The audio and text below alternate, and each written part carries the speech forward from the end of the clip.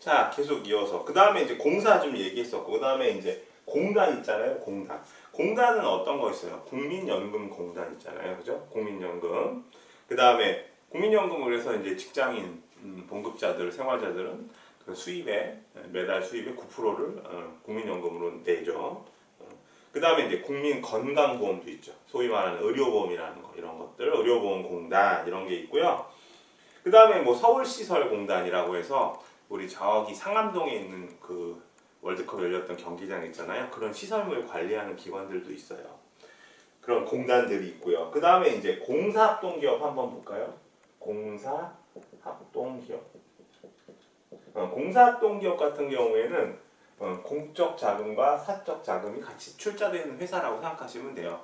그러니까 공공기관의 어떤 특징과 민간 부문의 특징을 갖고 있다. 그래서 공사합동기업.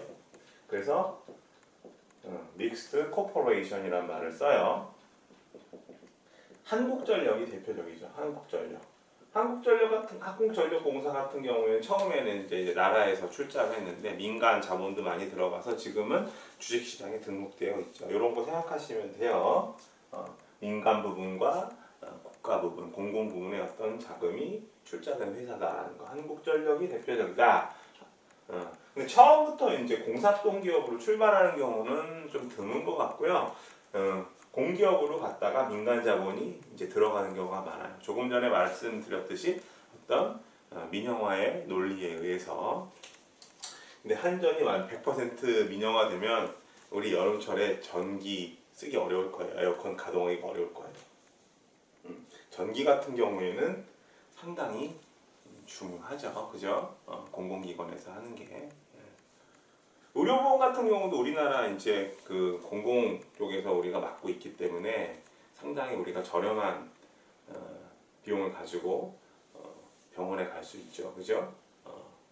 미국 같은 경우에는 의료보험이 이게 민영화되어 있기 때문에 상당히 병원비가 비싸요. 저도 미국 갔을 때 한번 다친 적이 있는데 우리나라 같으면 한 일주일 정도 입원을 시킬 텐데 입원 안 시키더라고요. 가라고 하더라고요. 병원비도 많이 나오고 하니까. 그래서 제가 말씀드린 것처럼 민영화를 해야 될 부분이 있고 건드리지 말아야 될 부분이 있다. 자, 이 정도로만 정리하고요. 사기업 봅시다. 아무래도 우리 경영학에 있어서의 초점은 공기업도 중요할 수 있겠지만 사기업에 초점이 많으니까 사기업은 크게 개인기업하고요. 그 다음에 공동기업으로 나눌 수 있어요. 소울 프로프라이어터십이라고 이야기된 게 우리 핸드아웃 페이지 보시면 그게 이제 개인 기업이고 그 다음에 이제 파트너십이라고 이제 정의한 게 공동기업이야. 그리고 공동기업은 소수 공동기업이 있고 다수 공동기업이 있다. 요거를 기억하시면 돼요. 소수 공동기업이라고 하면 사실은 이 소수라는 기준도 상당히 이제 모호하긴 한데 일반적으로 구분할 때 다수 공동기업 그러면 주식회사라는 말을 해요. 그리고 소수 공동기업은 한명회사, 합자회사, 그 다음에 유한회사, 유한책임회사. 요 5가지를 우리가 이야기한다. 요 4가지. 다시요. 이 4가지를 소수 공동. 근데 유한회사는 죄송해요. 유한책임회사. 근데 유한회사나 유한책임회사를 소수라고 이야기하냐? 그것도 사실은 쉽진 않다. 이 주식회사에 비해서 좀 작을 수 있다. 근데 주식회사도 이런 작을 수 있거든요. 큰 의미는 없는 것 같아요. 한명회사 같은 경우에는 상당히 적당한데. 그리고 이제 우리가 기억해야 될 게 우리 지금 우리가 이제 앞으로 공부할 내용들은 상법이라는 상법, 이 법에 나오는 이야기들을 좀 많이 할 거거든요. 근데 저도 뭐 이제 법을 공부한 사람이 아니라서 법에 대해서는 뭐 문외한이죠. 이걸 우리가 이제 대학에서는 우리가 기업법이라고 배울 거예요. 우리 경영학과에서는. 근데 하여튼 지금 이제 회사에 대한 얘기는 회사 설립이라든가 이런 얘기들은 뭐 정관 이런 얘기들은 대부분 상법에 근거한 얘기다. 그래서 인터넷 찾아보시면 상법에 대한 얘기들 많이 나오니까 참고하셔도 좋을 것 같아요. 우리나라 상법상에서 규정하고 있는 회사 형태는 요거예요. 한명회사, 합자회사, 유한회사, 유한책임회사, 주식회사 5가지. 과거에는 저 학교 다닐 때는 유한책임회사는 학습을 안 했죠. 왜냐하면 유한책임회사는 이게 상법이 2011년인가 12년인가에 개정이 됐는데 그때 새로 생긴 어떤 기업 형태, 회사 형태라고 보시면 되거든요. 이렇게 기억하시면 되고요. 요거 뭐 한명 합자 같은 경우 헷갈리니까 이렇게 기억하시면 좋을 것 같아요. 한명은 이름을 합친 회사다. 이름 명자를 써서 이름을 합친 회사다라는 거고, 합자는 아까 이게 자본에 할 때 그 한자라고 했죠. 출자할 때 제가 쓴 한자, 자본을 합쳤다라고 생각하시면 될 것 같아요. 자, 요 정도로 정리하고 그 다음에 우리가 그 10페이지에 나와 있는 개인 기업에 대한 이야기를 좀 한 다음에 나머지 이 5가지 한명회사부터 주식회사까지 쭉 공부를 하도록 할게요. 개인 기업 같은 경우에는 이건 개인 사업자라고 해요. 개인 사업자. 예를 들면 사업자 등록을 해요. 제가 뭐 집에서 오피스 없이 그냥 집에서 회사를 회사를 기업을 하나 만들고 싶다 그러면 개인 사업자를 갖다 신청하면 돼요. 등록을 하게 되면 내가 사업을 할 수 있는 거지. 근데 요 나머지 이 5가지 회사는 요거는 법인이라고 해요. 법인. 사람이 아니고 법적인 사람이라고 이야기를 해서 달라요. 그러니까 예를 들면 개인 사업자 같은 경우에는 내가 급하게 사업하면서 돈이 필요해요. 그러면 내가 물건 팔아서 예를 들면 집에서 내가 의류를 한다 그래. 인터넷 사업을. 그러면 제가 여기서 이제 뭐 카메라에서 뭐 이 티셔츠 검은 티셔츠 뭐 제 나이는 55세요 뭐 이러면서 파는 거예요. 55세 같아요? 뭐 65세 같아요? 100살 같다고요? 뭐 이러면서 팔면 잘 팔릴 거 아니에요? 안 팔릴 수도 있겠다. 그럼 번 돈 있으면 이거 사적으로 그냥 쓸 수 있어요. 근데 이런 법인회사 같은 경우에는 돈 번 거 자기 사적으로 사용할 수 없죠. 그러니까 그만큼 까다로운 거야. 회사가 되면서. 자, 그런 특징들을 우리가 그 10페이지에서 한번 정리를 한번 해볼게요. 지금 2개를 표를 통해서 개인 쪽하고 개인 사업자하고 법인을 좀 구별을 해놨는데, 법인을 일단 한명회사부터 주식회사까지라고 생각하시고 개인 기업이 개인 사업자라고 보시면 된다라는 거죠. 자, 요거 예를 들어서 우리가 이해를 하도록 해볼게요. 보드 마카를 3걸 쓰면 지워도 까매지더라고요. 처음에 이 마카가 너무 강력해서. 자, 개인 기업. 예를 들면 늘 수업 시간에 등장했던 우원스 닭도리. 요걸 이제 개인 사업자 등록을 해요, 제가. 이걸 한명회사 뭐 또는 합자회사 이렇게 등록하지 않고. 그러면 이런 경우 같은 경우에는 설립이 되는 거예요. 그냥 우원스 닭도리라고 개인 사업자로. 그죠? 그래서 이제 손님들이 돈 내고 뭐 다 잔돈이 없어. 잔돈 줘야 되는데 음식값을 내고 제 돈 줘도 돼요. 문제가 되지 않아요. 그래서 이런 경우 이제 종합소득세를 부과할 수 있어요. 왜냐하면 예를 들면 우원스 닭도리 같은 경우 1호점이 있고 2호점이 있다. 그러면 각각 수익이 다를 거 아니야. 그죠? 매출도 다르고. 그러면 이 2개의 번 돈 중에서 세금을 내겠죠. 종합소득세라는 건. 그죠? 종합소득세는 일반 직장인들도 자기가 다니는 직장 말고 다른 일을 통해서 돈을 벌면 종합소득세를 제출하게 돼 있거든요. 이런 경우 생각하시면 된다는 거죠. 그 다음에 배당 불가. 이 배당이라는 거는 주식회사나 혹은 이 배당금이라고 하는 거는 회사를 생각하실 때 우리가 유한회사나 유한책임회사 혹은 주식회사 생각하시는 게 좋은데, 일반적으로 이제 우리가 주식을 보유하고 있으면 주식 가치가 막 높이 올라가고 그러면 결과적으로 기업 경영을 잘했다는 얘기니까 그 회사에서 배당금이 나오거든요. 근데 이거는 뭐 법인 형태가 아니니까 우리가 배당금에 대해서는 생각해 볼 수도 없고요. 그 다음에 자본 조달의 한계라는 게 있어요. 지금 우리 10페이지에 있는 표로 정리한 거 지금 하나하나씩 설명드리고 있는 거예요. 자본 조달의 한계가 있죠. 예를 들면 주식회사 같은 경우 예를 들어보면 주식회사 같은 경우에는 주식 발행하면 막대한 자금이 들어올 수 있잖아요. 그죠? 그런데 우원스 닭도리에서 예를 들면 3호점을 낸다. 1, 2호점이 잘 돼서 그렇게 되면 어떻게 돼요? 3호점 낼 때 돈 빌려와야 된단 말이에요. 개인 명의로. 그죠? 개인 사업자니까. 그러면 금융기관 가요. 그러면 너 지금 재산 얼마 있어? 은행에서 그냥 돈 안 빌려주잖아요. 담보를 잡잖아요. 그럼 저는 지금 한 5억 원대 아파트에 살고 있습니다. 그러면 너 집 담보로 잡혀. 그러면 한 2억 5천 정도 많이 빌려줘야 그 이상 빌리기 어렵죠.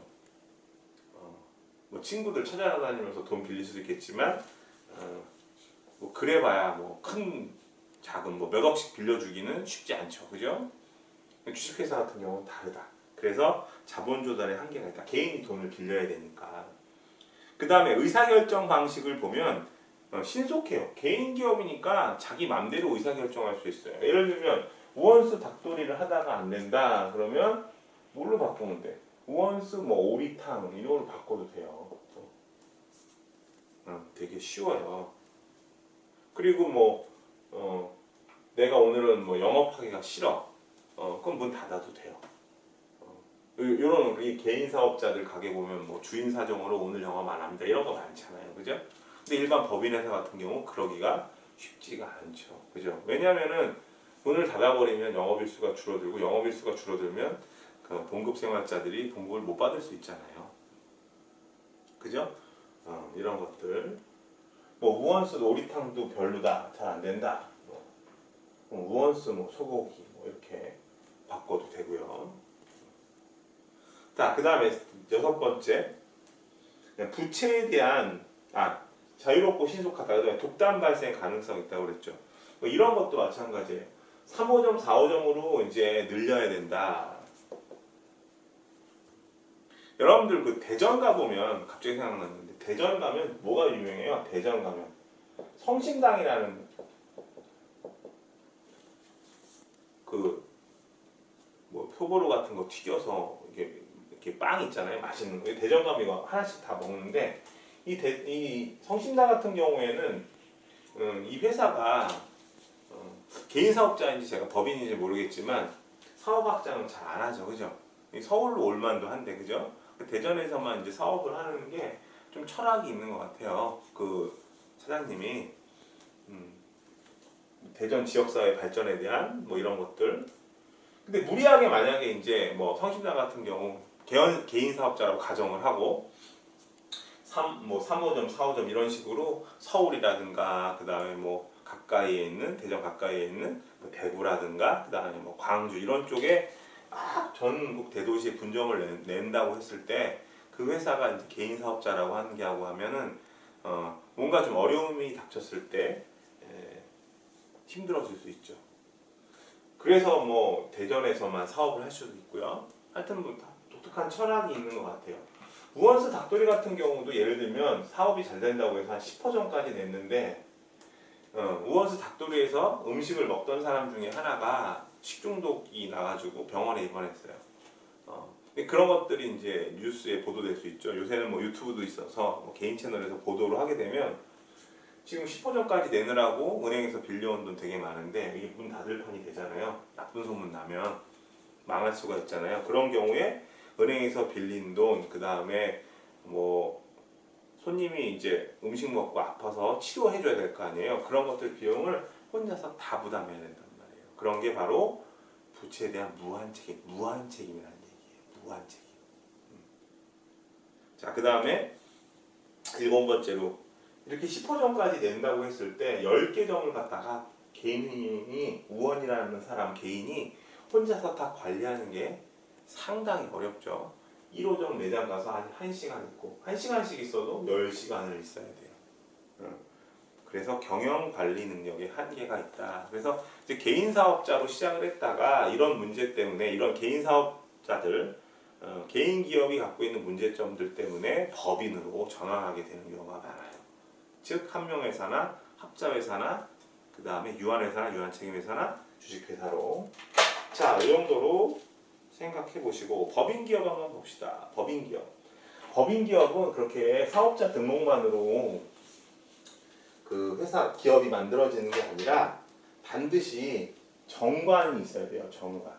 이 정관이 뭐냐면 또 한자 쓰는 거 싫어할 텐데 한자 좀 써봐야겠다. 이 관자가 항목이라는 뜻이 있어요. 항목. 그러니까 항목에 따라서 정해 놓는 거예요. 뭘 정해 놓냐면 이건 필기 꼭 해라. 너무 중요하니까. 회사의 설립이라든가 체계, 업무 등에 대한 중요하니까 기본 사항을 정리하는 것. 뭘로? 글로.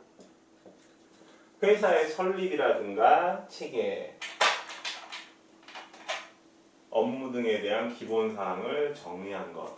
그래서 회사에 대한 여러 가지 그 설립 요건이라든가 책 예를 들면 우리는 뭐 이사가 몇 명이다, 우리는 뭐 누가 대표다, 그 다음에 회사에는 무슨 뭘 할 목적으로 한다, 이런 것들을 쭉 적어 놓는 거예요. 그러니까 법인기업 같은 경우 개인 사업자에 비해서 상당히 체계가 있고 구체적이라고 할 수도 있죠. 알겠죠? 그래서 전문성이 더 추구될 수 있다라는 거예요. 자, 정관에 따라서 반드시 한명학자, 유한 책임회사, 주식회사는 만들어질 수 있다. 회사는 다 정관이 있다라는 거 꼭 기억하시고. 자, 한명회사부터 하나씩 볼게요. 한명회사는 이름을 합친 회사야. 한명회사는 이름을 이런 거 생각해 볼까요? 우리 법률사무소 중에 가장 유명한 회사, 우리 법률사무소 그러면 김앤장 생각나죠? 이 김앤장이 언제 만들어졌냐면 1970년대 초반이에요. 73년인가? 그래서 그 변호사인 김영무하고 장수길이라는 사람이 만든 회사예요. 이름 따서 김앤장. 보통 이제 법무법인 같은 경우에는 한명회사로 출발하는 경우가 있어요. 그래서 이것도 좀 복잡해서 이 법무법인 설립할 때 뭐 이런 요건들이 있어요. 뭐 법조인으로서 변호사 경력이 뭐 7년, 5년 뭐 이렇게 되고 그런 사람이 뭐 2명 있어야 된다. 뭐 이런 식으로. 그래서 한명회사 같은 경우에는 두 사람의 이름을 합친 회사. 김앤장, 지금은 이 회사가 한명회사 형태는 아니겠죠. 초창기에는 아마도 한명회사로 출발했을 것 같아요. 제가 생각해 볼 때. 이런 사례를 들어보면 이런 회사들 많지. P&G라는 회사 알아요? P&G라는 회사? 우리 경영 공부하려면 회사도 좀 알아야 되는데 여러분들 P&G 제품 많이 쓸걸? 우리 건전지 중에 듀라셀 있죠. 듀라셀. 그 다음에 칫솔 중에 오랄비 있지. 오랄비 칫솔 쓰죠? 또 어떤 거 있어? 우리가 쓰는 것 중에서 듀라셀, 오랄비하고 또 생각이 안 나네. 면도기 뭐 있지? 면도기 브랜드 중에서 유명한 거. 질레트. 이거 다 P&G에서 나온 건데 이것도 프록터라는 사람하고 갬블이라는 사람, 프록터와 갬블이 만든 회사예요. 그래서 P&G야.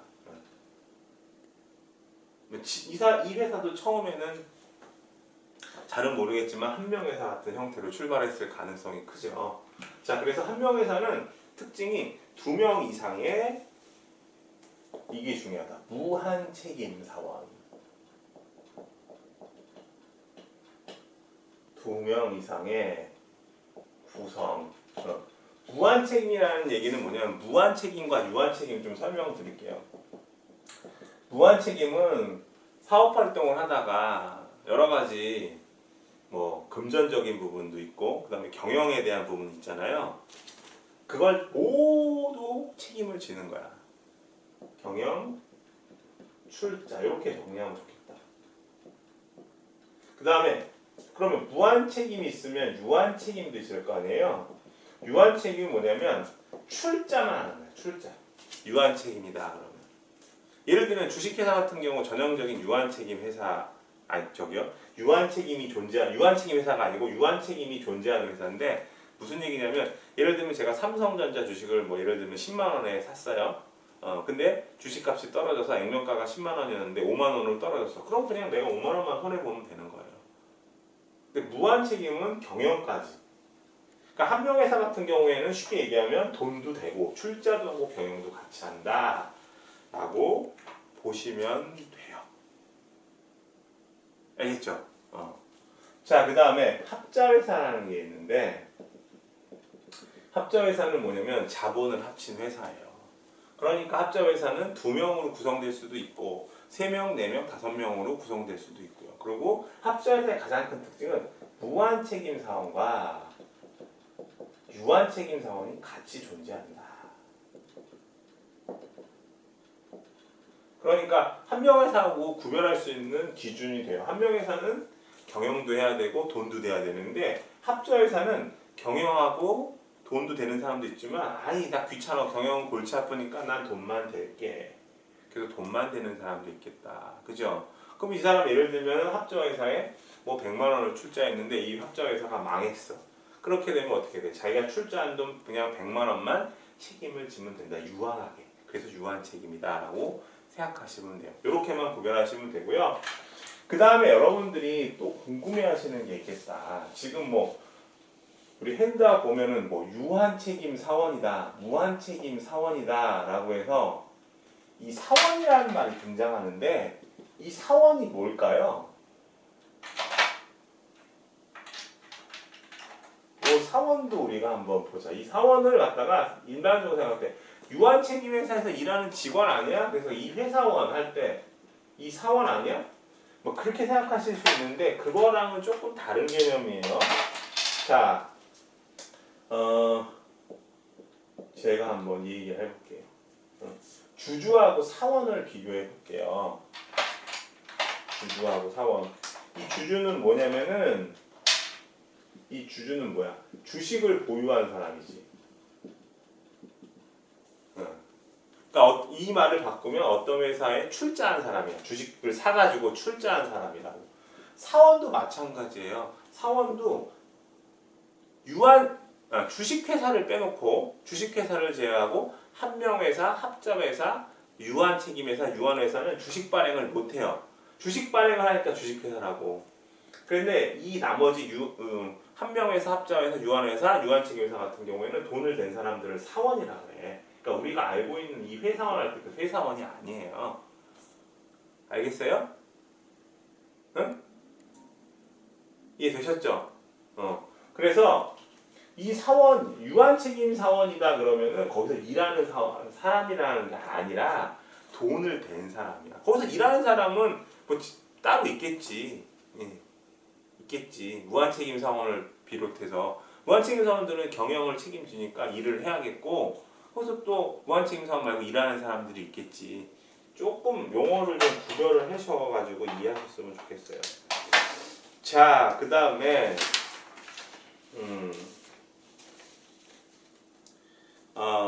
유한회사 볼게요. 유한회사 같은 경우에는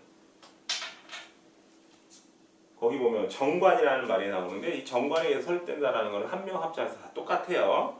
정관에 따라서 과거에는 2명에서 50명 이하라고 규정을 했었거든요. 근데 이게 2011년인가 12년쯤 그때 상법이 개정되면서 1명 이상도 유한회사를 만들 수 있게 됐어요. 그래서 인원은 큰 의미가 없고 그 다음에 이제 출자금 같은 경우를 갖다 이제 주식회사가 아니니까 주식회사는 주식으로 이제 이야기를 하겠지만 유한회사나 유한책임회사도 마찬가지고 한명 합자회사는 그냥 출자 금액이라고 하는데 특히 유한회사에서는 유한회사하고 유한책임회사에서는 이 좌수라는 게 상당히 중요해요. 좌수. 예를 들면 일좌가 예를 들면 출자한 금액 그 회사에 출자된 금액을 사원수로 나누는 게 이제 좌수가 되는데 1좌수가 예를 들면 이제 100만 원이다. 근데 나는 예를 들면 뭐 5좌수를 출자했다 그러면 곱하기 5를 하면 돼요. 한 사람이 1명이 이렇게 쓰지 말고 이렇게 쓰자. 우원은 5좌수 이렇게. 그 다음에 원우는 예를 들면 2좌수 이렇게 하면 얼마가 돼요? 여기는 100 곱하기 100만 원 곱하기 2에서 200만 원이 되는 거지. 이런 식으로. 그래서 이 의결권이라는 게 의사결정권, 의결권 다 좋아요. 의결권이 상당히 중요한데 이 유한회사 같은 경우 여기 제목을 쓰자.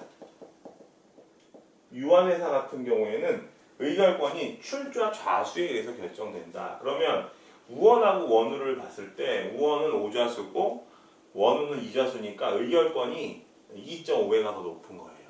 쉽게 얘기하면. 이해되셨죠? 그러니까 쉽게 얘기하면 출자 많이 한 사람이 의결권을 더 많이 갖는다라는 거지. 우리가 뭐 선거에서 얘기하는 뭐 투표권을 얘기할 때 뭐 모두 다 평등하게 뭐 나이가 많거나 적거나 뭐 지위고하를 막론하고 뭐 성별을 막론하고 뭐 한 표씩 있는 게 아니라 이 사람이 더 의견권이 있는 거야. 예를 들면 이게 육좌수라고 하고 여기 이제 600만 원이라고 하면 3배가 더 의결권이 있는 거라고 보시면 돼요. 이 의결권은 어디서 발생되냐면 사원총회라는 게에서 발생해. 지금 유한회사에서 중요한 개념 뭐가 나왔냐? 좌수라는 개념 나왔고요, 그죠? 그 다음에 사원총회라는 거. 왜 사원총회를 하겠어? 사원이 누구야? 여기서 일하는 사람, 그 사원이 아니고 뭐예요? 사원이라는 게 출자하는 사람들이라고 그랬죠. 유한회사 같은 경우에는 사원이 다 유한책임 사원으로 구성돼요. 돈을 대야 될 거 아니야. 주식회사 같은 경우에는 자금의 조달 운영하기 위해서 주식을 발행하면 되지만 여긴 주식 발행을 못해. 유한회사는. 그러니까 어떻게 돼? 사람들이 돈을 출자를 하고 뭘 출자 좌수라고 이야기를 한다. 그리고 이 돈을 댄 사람들이 모여서 총회를 한다. 그럼 주식회사에는 이 사원총회에 대응할 수 있는 개념이 뭐겠어요? 당연히 주주총회겠지. 이해되셨어요? 주주들이 모여서 회의하는 거. 사원총회가 중요하다. 유한회사도 그렇고 유한책임회사도 그렇고. 궁금하죠? 유한회사는 유한책임회사하고 비슷한데 유한책임회사는 도대체 뭘까? 조금 이따 설명드릴게요. 오케이? 유한회사 같은 경우에는 그러면 어떤 회사가 있느냐? 궁금하죠? 애플코리아, 유한회사. 그 다음에 뭐 구글 코리아 유한회사. 근데 이 회사 같은 경우는 유한회사인데 애플코리아 사원수가 꽤 많겠죠. 100명은 될 것 같아요. 그죠? 구글 코리아도 100명은 될 것 같고 잘 모르지만 인원수가. 그러면 이 회사가 주식회사랑 비교했을 때 차이점이 뭐냐? 주식 발행을 안 한다. 근데 어떻게? 이제 이 회사 같은 경우에는. 그럼 이 회사 같은 경우 수익도 막대할 텐데 이 수익을 막대하게 버는 회사들을 갖다가 뭔가 좀 감시 기능이 있어야 될 거 아니에요. 그래서 유한회사 같은 경우 이제 매출이 이렇게 커지는 회사들 같은 경우에는 원래 이제 이 감사가 인사하는 게 아니고 오디시라고 그래요. 그러니까 예를 들면 뭐 감사라는 게 이거야. 뭐 회계에 부정이 없는가. 그래서 선생님이 재무제표 말씀드렸죠. 그러니까 재무제표는 회계에 대한 모든 장표인데 그런 분식회계라는 게 있어요. 분식회계. 밀가루 음식 먹는 분식회계 그 회계가 아니고 꾸민다는 뜻이야. 꾸민다. 분식이라는 말이. 그러니까 회계 장부를 막 꾸미는 거야. 예를 들면 자본금이 적은데 자본금이 많은 것처럼 막 부풀리고 매출이 큰 것처럼 부풀리고. 왜냐하면 유한회사 같은 경우에는 기업 정보를 정확하게 얘기하면 기업의 어떤 재무 정보를 공개할 의무가 없거든요. 비리가 생길 수 있잖아. 주식회사 같은 경우에는 기업 공개를 해야 돼요. 저번에 말씀드렸죠. 기업의 재무 정보를 공개해야 주식 발행할 수 있다고. 근데 여기는 주식 발행을 안 하고 그냥 어떻게 사람들이 모여서 출자하는 거잖아요. 출자 좌수에 따라서. 그러니까 이 밖에 있는 사람들이 이 회사가 어떻게 운영되는지 재무 상태를 알 수가 없다고요. 그래서 원칙적으로는 이런 어떤 외부 정보, 그러니까 기업의 어떤 정보를 갖다가 외부에 공개할 의무는 없는데 매출 규모가 점점 커짐에 따라서 거의 주식회사처럼 감사 제도를